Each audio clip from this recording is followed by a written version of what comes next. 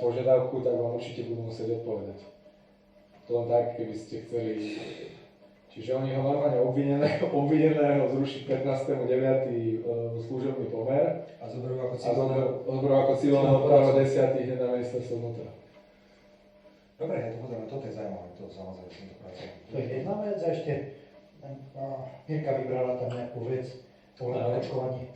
To nie je hľadom očkovania, mali by teraz predkladať, neviem, či to je novela, ku ktorému to je zákonu, môžeme to pozrieť, že by mali na základe informovaného súhlasu zákonného zástupcu alebo zástupcu zariadenia, na školách sa bavíme, že bude môcť zástupca školy odsúhlasiť Zdravotnícky pracovník.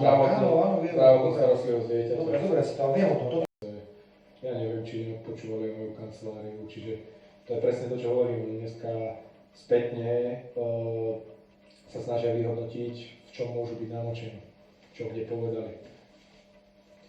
Tam je zrejme z tých uznesení, že boli tie kancelárie napichnuté už v Mája v parlamente, alebo 17.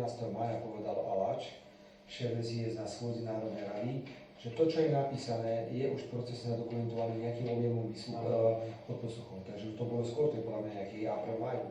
Čolinský sa vyjadruje, že na vlastné oči videl, počul a bavíme sa od septembra 2020. Dokonca. To bolo hneď po zadržaní. Oni museli, keď zobrali Maka, ktorý bol vtedy príslušníkom SIS musel automaticky spustiť monitorovanie. Čiže oni majú zachytený podľa mňa september, október, november a ďalej. A ten Čolinský to musel zberať najprv, aby mohol vydierať a mal informácie, ale v nejakom momente v decembri po Beňových výpovediach sa to zlomilo a začal to používať už na svoju obranu. A prerastlo to postupne do takého momentu, že to dneska musí dať von, keď chce prežiť. Lebo oni sú tam